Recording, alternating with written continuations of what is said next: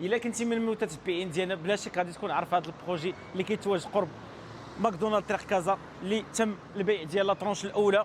كاينه لا طرونش الثانيه باقي متوفرين عندنا فيها لي ستوديو لي دوبليكس ولي زابارتمون. وشوفوا لي الدخله ما شاء الله بلا بياج، الرخام في الارضيه، يعني داخل بحال داخل الاوتيل ما شاء الله. اخوان هذه هي لونطري ديال لي زابارتمون كما كتشوفوا، هذا الكولور ما شاء الله بلا بياج.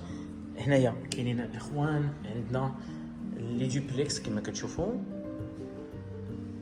لي دوبليكس الاخوان كاينين في باقي عندنا جوج ديال لي دوبليكس هنايا وربعه لي زابارتمون في لاطرونش الاولى. علاش كنهضر الاخوان؟ صالون كبير اللي هو هذا الموبيل تي في بلا بياج،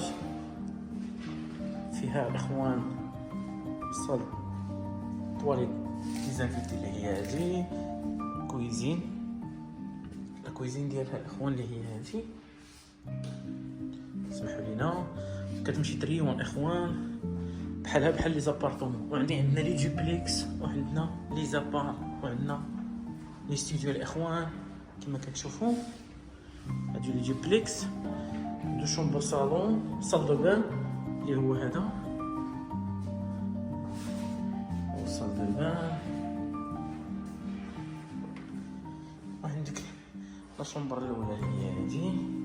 يعني بروجي الاخوان غزال ما شاء الله كيتواجد. وعندنا كذلك الدار حدا ماكدونالد طريق كازا.